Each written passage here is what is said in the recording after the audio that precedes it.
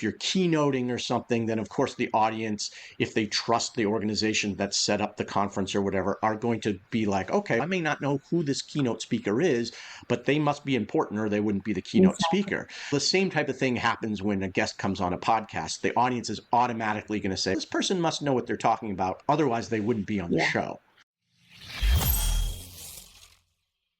We are really excited today because we have Seth Donlin here. He is a marketing and communication expert and coach with over 20 years of expertise. His background is in storytelling and strategic brand building. And so we're really excited because we're going to dive into the power of authentic storytelling. Welcome, Seth. Thank you for having me. I am super excited to be here, super excited to speak with your audience, and quite frankly, I'm flattered to be here. I've listened to quite a few of your episodes, and they've all been fantastic. So I hope I can bring as much value as your other guests have. Awesome. Tell us a little bit about yourself and your background, how you got into storytelling and helping people with their podcasts. Sure. I won my first storytelling contest when I was 12, and I've been, focused on stories honestly ever since. I studied creative writing in college, and then I partnered with a group to launch a newspaper in Boston in which different type of storytelling, but I wasn't doing police beat reporting. I was writing longer form feature content. And, it's just been one form of storytelling, director of communications here, community relations there. I've been telling stories in one form or another, my entire adult life. And recently, last few years, not that recent, but recently, I have been leaning much more heavily into in my work with my clients much more heavily into coaching around how to be a good podcast guest. Podcast guesting has been a phenomenal marketing channel for me and my business, and it's one that I think can help the majority of coaches, consultants, other experts and service providers. It's just a fantastic way to build your brand and kind of capture that immediate degree of kind of expertise. When we think about it, right, you have spent a long time building trust with your audience, and your audience comes episode after episode to listen to the guests that you're bringing on, and they're doing that because they trust you to bring on good guests that are going to provide real value to them. Now, your guests, most of them have probably never heard my name. Some of them maybe have on LinkedIn or something like that, but most of them have probably never heard my name. But when I come on your show and you introduce me, I automatically gain a little part of the trust and, degree of kind of like expertise that your audience feels towards you. It, kind of radiates off of you onto me. And that's not something that you get in many other settings. If you're keynoting or something, then of course the audience, if they trust the organization that set up the conference or whatever, are going to be like, okay, I may not know who this keynote speaker is, but they must be important or they wouldn't be the keynote speaker. The same type of thing happens when a guest comes on a podcast. The audience is automatically going to say, this person must know what they're talking about, otherwise they wouldn't be on the show. And you can write a million great posts on LinkedIn or Facebook or Instagram or wherever your social media platform of choice is, and you're going to build a good following, and you're going to have people that that really trust you. But it becomes harder and harder to grow that and grow outside the sphere of influence that you already have. But today, here I am on your show speaking to hundreds, if not 1,000 or more, right? People that I've never spoken to before.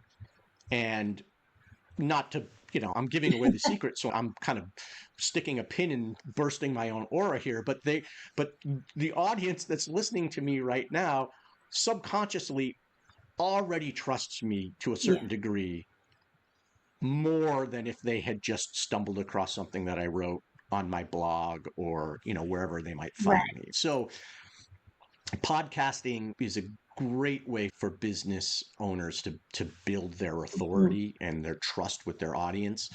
And that's why I just, with the people with my clients that I'm working with, I've been really leaning into that. Yeah. I think I it's really love it's the best Oh ROI yeah, out for there. sure. I love how you just hit it right on the head with authority, right? It gives you that authority so that you're actually leveraging all of my audience, but I'm also leveraging your audience by having you on our show. So it's kind of a two-way street and it's a win-win because Yep. we both leverage each other's audiences as well as just sharing your message, right? Getting your message across, getting people to know and trust you and understand what exactly you're about, what your message is, what your story is, right? Which is kind of like what you're talking about with your story.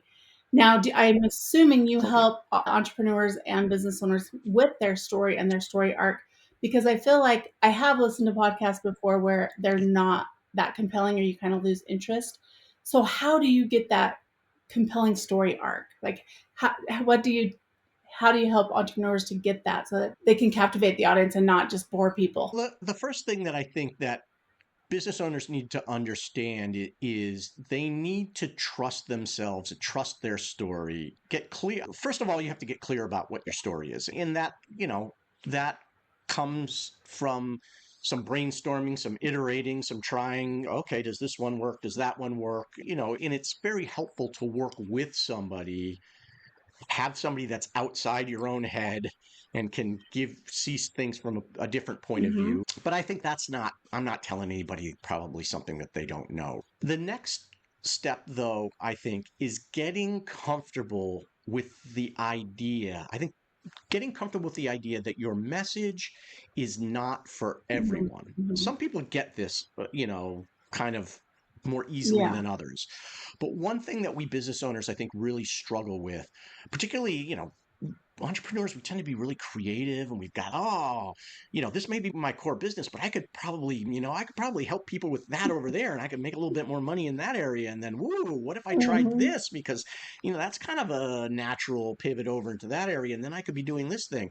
And suddenly you're talking to like different groups of people and your message gets all Mm-hmm. muddy and you don't want to when you get back to your core message, you're like, in my core message, maybe I should tweak it to appeal to that group and to that group so that I can help my spin off in those directions.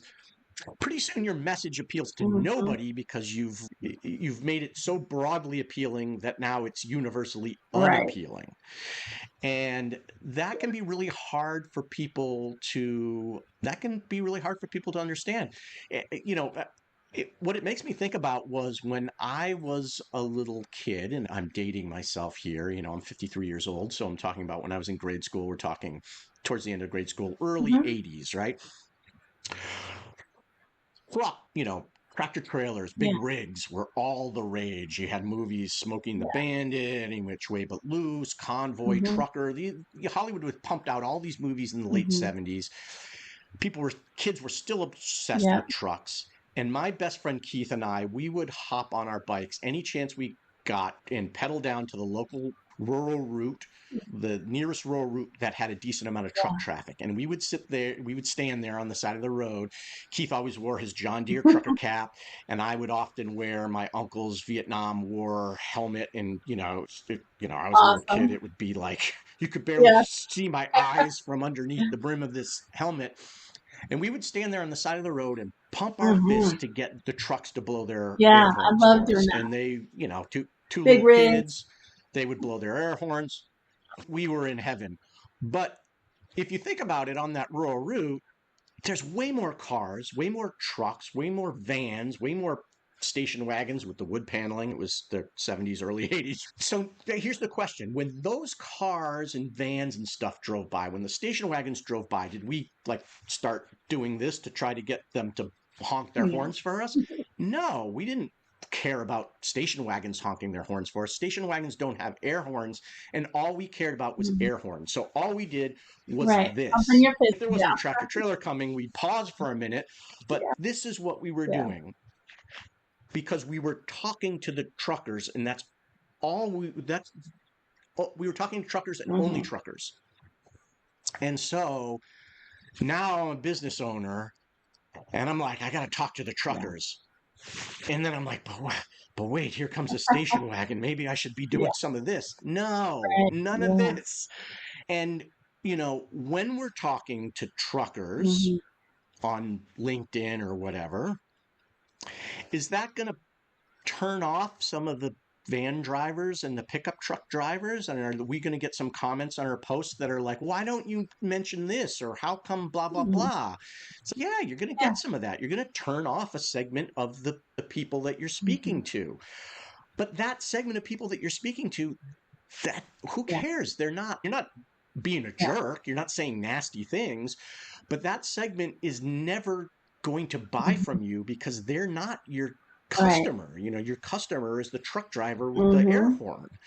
So, the more as business owners and entrepreneurs, we can get comfortable with the fact that our messages are going to attract a group of people and they're going to repel a group Right. of people. And that is actually a good thing. And the story should be designed to do exactly that: attract one group and repel I the love other that. group. We always, That will make your storytelling so much better because you can focus on the story that really resonates with your core group, and you don't have to anymore agonize over whether, if I tell this story, these people are not going to yeah. like me. Yeah. That sucks, Yeah. We you tell know, our clients the same thing. but you'll be better off. Your business will be better off Right. for it. Yeah, because if you're Yeah. speaking to everyone, no one will really listen. But if you speak to the one, when you're writing a book, it's the same. Speak to the one person and you're going to resonate with that group of people. But if you're talking to everyone and saying, Yes. oh, everyone needs a book or everyone needs to write a book, it's no, only certain people are going to write the book. And so talk to the one person Right. and then you're going to resonate with that client. So I love that niching it down. Or, or the other thing is maybe everybody does need to write a book, but not everybody is looking to write a book right Right. now. And we need to be speaking to the people that are looking right now or in the very near future, Mm-hmm. right? There might be people out there that are interested in getting some help with their brand, getting interested with some coaching about, you know, being a better podcast guest. In the back of their mind, they're like, yeah, that could be useful. Like someday I might be interested Yeah. in that. And I obviously don't like, I'd love them to be in my audience and stick Mm-hmm. around, but I'm not going to cater to those Right. people. I want my message catering to those people that are looking for help now or, in the next 6 months or Mm-hmm. something like that. Because the people that are thinking they might do it in 2 or 3 years, yeah, I have bills to pay Right. now, not in 2 or 3 years' Right. time. Yeah, I like that. Well, so you talk about the story. So your trucker story really resonated with me because I used to do that, pump my fist. And whenever we drove on road trips, we wanted the truckers to honk their horns. So that resonated with me. So I'm going to remember that. Yeah. So, how can an entrepreneur identify a story in their daily life that would help their audience? Because I know for me, like, I'm thinking about different things, like when you were talking about how your first story, the first thing you wrote was in grade school, and you won a story competition, and that's what it made me think. Oh, I actually wrote some stories when I was in grade school and won a prize. So I like how like what your storytelling has done is brought out some of my stories. But how would you tell an entrepreneur? Like, how can they identify the stories in their lives that will stay on their message without going to the broad? Yeah. So in my Authentic Storytelling Academy, I have a exercise that we work on, and I actually work on this with people that are interested in Mm-hmm. podcasting as well because it's a useful skill. What I do is I tell people to keep a story Mm-hmm. journal and to realize that the story journal doesn't mean like I climbed Everest and fell off and had to chop my leg off and then crawled across the ice and saved 6 orphans and then got home and the president sent me off to Afghanistan to lead the whole, fight over there. And then I came home and won an Olympic medal. And right, we've all read those Mm-hmm. books about these people that have done tremendous things. And then they relate those stories back to Mm-hmm. business or some Right. other part of life. And yeah, those are super Mhm. inspiring.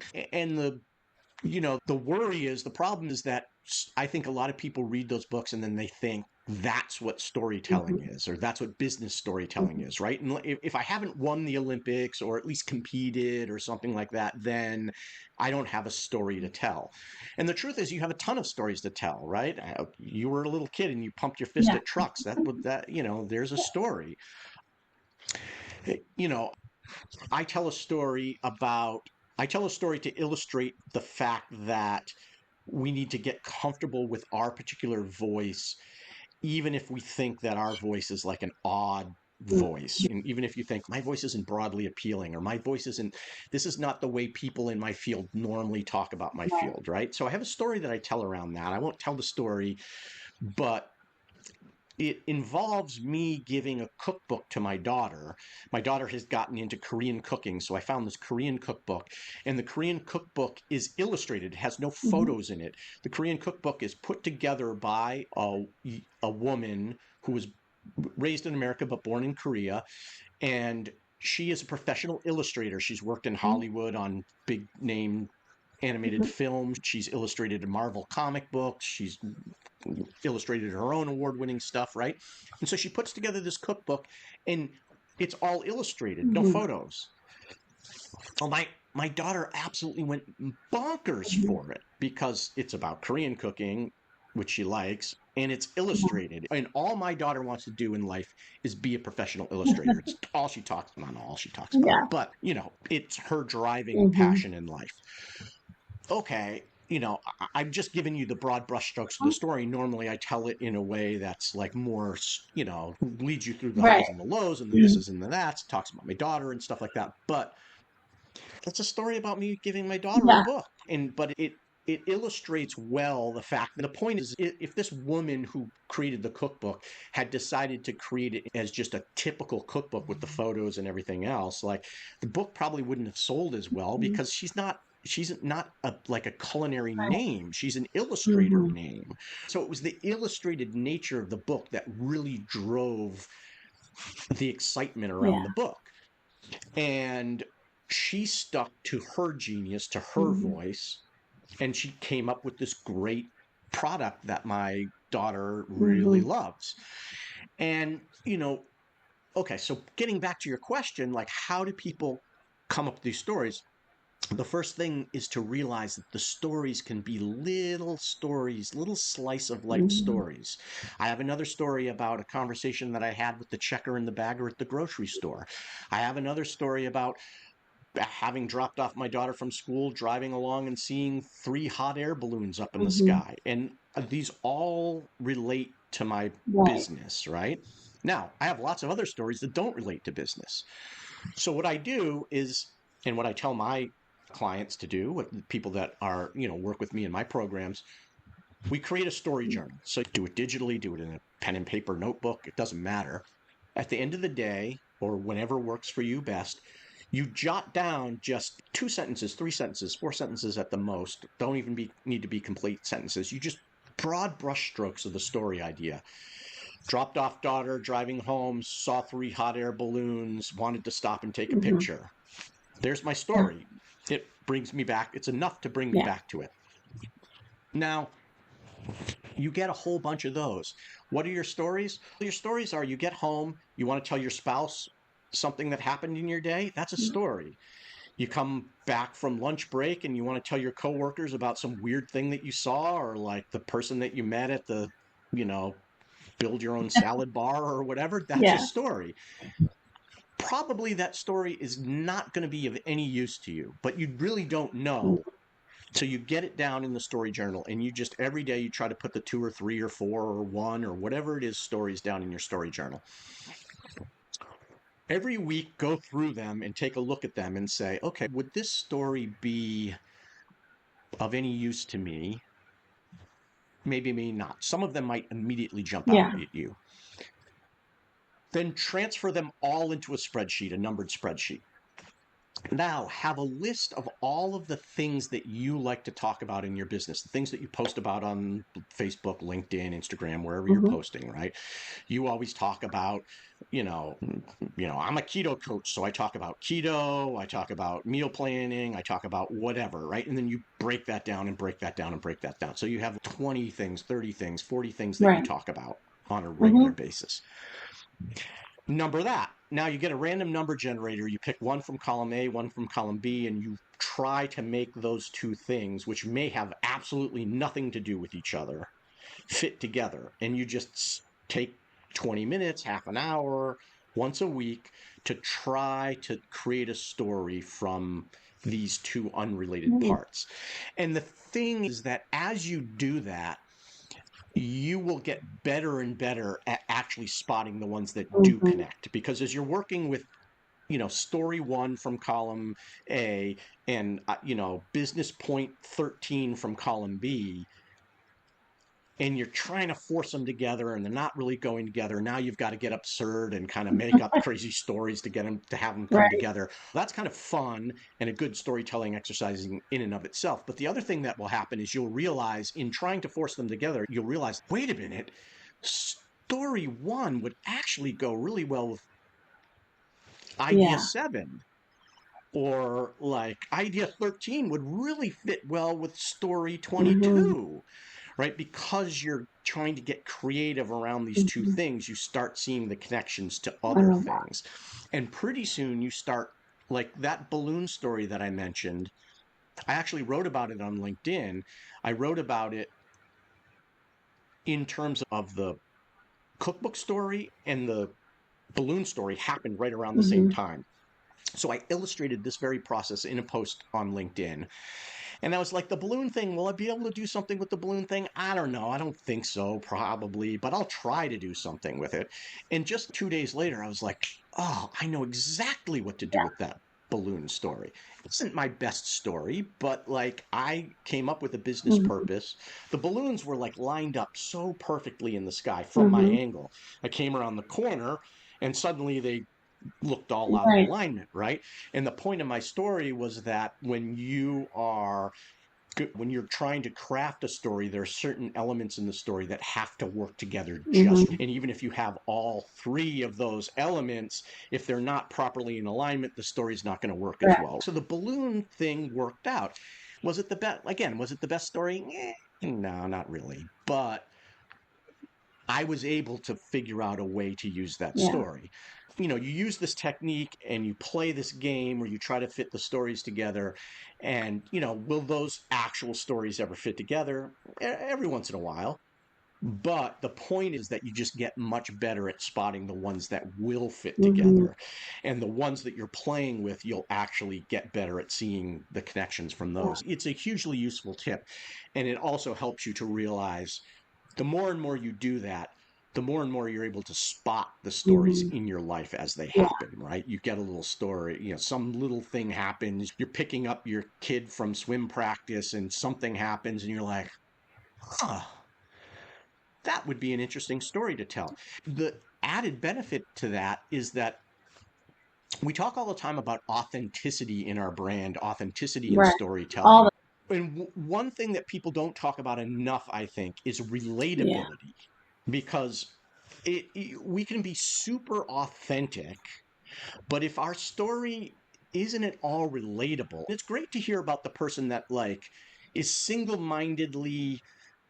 My parents knew I was going to be a great tennis player when I was 5, and I just played tennis and played tennis, and then I went off the Olympics and I won all Yeah. these gold medals. And you're like, wow, that's an amazing story. I'm so impressed with that person, but you don't really, you can't relate to Right. that person. Most of us No. can't relate to that Mhm. person. And so it's the little stories about picking up the kid from swim Mhm. practice, or, The little moment. having a conversation with, yeah, having a conversation with somebody at the grocery store.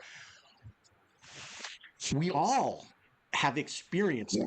those types of things in our Mhm. life, even if it's not exactly that thing, makes us way more relatable. And when we become relatable, it's a psychological principle. The more that we feel that we understand a person, the more we automatically trust Yeah. them, even if they have no even if they've never demonstrated anything to us that would make us trust Mhm. them. It's like a tribal Mhm. thing, right? If the more that I feel that I understand you, the more that I feel like you must be one of my type of Right. people. And if you're my type of people, that means you're part of the tribe, you're part of the Mhm. village. And we only survived as humans if we could trust the people in our tribe or in our village. So subconsciously, back in the part of the brain that helped us survive tens of thousands of years ago, if you feel that you can relate to me, you automatically feel that you can Right. trust me. And if you trust me, then you're going to want to do Hmm. business with me. And if I need plumbing done, I'm not going to go look for 5 different plumbers to compare all their prices. If I know that my daughter's best friend's dad is a Right. plumber, I'm just going to go to him and be like, yeah, last time we were at a school fundraiser, you mentioned you were a Yeah. plumber. I need some Yeah. plumbing done. Let's get this job happening. Yeah. The relatability So and the commonality, the common things. Yeah. so the more that you can mine your own stories so that people feel that they get to know you. And the more those stories are the type of relatable stories that we all kind of have, then the more people are going to they're going to feel that they understand you and can relate to you even more, and they're going to trust you even more. And that's, yeah, it's not like they're going to just beat down your door to hire you Right. automatically, right? But this is going to lead you on that path. If we use like LinkedIn as an Hmm. example, if they decide that they like you and relate to you, now they're going to follow you, ring that bell on Hmm. LinkedIn. That means they get, that they're going to get notified every time I post something. And the more and more of my content that they see, the more and more familiar, the more and more that they trust me, eventually they're going to become a client if I'm offering something that they Exactly. need.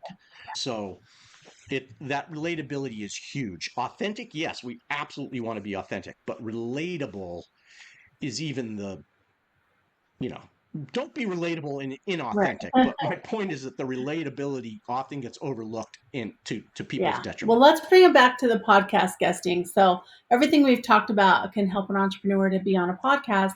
And kind of like what you talked about before, you have to start somewhere. So, if you haven't started podcasting, you can do that. And it sounds like Seth can help you to get on those podcasts as well and know what to say on those podcasts. But podcasts can be such a great way to, whether you're doing a book tour or you're just trying to, get your message out there, or you have a specific Yeah. service you want to tell or give away, or your specific service you want to sell. But I know for us, this is our 10th year podcasting, and we have made so many strategic partnerships and actually have gotten clients and referrals and had an awesome time learning, right? You can always learn from each other. And it's just been awesome having a podcast. So I do recommend people to get on a podcast and be a podcast guest or start your own, but either way. So, how can people find you, Seth, to get to know you better and to hire you to help them get on podcasts and to know what to say when they get on? Yeah, well, thank you. I appreciate the opportunity. I would say, the easiest way to reach me is I've said it over and over again during this podcast. I mentioned Hmm. LinkedIn. That's where I tend to live in terms of social media. Come find me on LinkedIn. Seth Donlin may not sound all that unique, but it kind of is. I think I'm the only one on LinkedIn. So come find me there. And I would also, I would love to offer your audience those of you who are podcast guesting or who may be podcast guesting in the future. I would love to offer you a free guest audit, and you can uh, take advantage of that via guestaudit.com.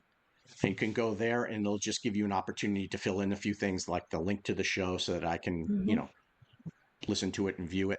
And what you'll get is you'll get some written comments for me in terms of, what things you've done well and what things that I would say you should focus on to get the kind of best return on your, practice, your focus. And I'll also send you a little video to kind of like a short video to kind of wrap up all the comments that are in the document. Awesome. I love that. So that's guestaudit.com. But otherwise, come find me on LinkedIn. Great. Love to see you there. Perfect. We'll put your link up in the show notes for LinkedIn as well as the guestaudit.com. And we hope that you learned a lot from this. If you have anyone that you know would love this podcast, please share it with them. And of course, subscribe to the podcast so you can always get our elite expert insider knowledge that comes with listening to the podcast. Thanks again for being here, Seth. Oh, thank you for having me on the show. I really appreciate it. And again, it's a real honor. I'm excited to been able to offer your audience hopefully a little bit of info that helped them. Awesome. Thanks. We'll talk to you all soon. Have a great day. Hey, are you looking to increase your revenue, build credibility, and elevate your brand? This podcast is brought to you by Elite Online Publishing, an innovative publishing and full spectrum marketing company. They will publish and market your book to make it a #1 bestseller. Becoming an author is the best way to market your business. So contact them at eliteonlinepublishing.com today. All of their authors become #1 bestsellers.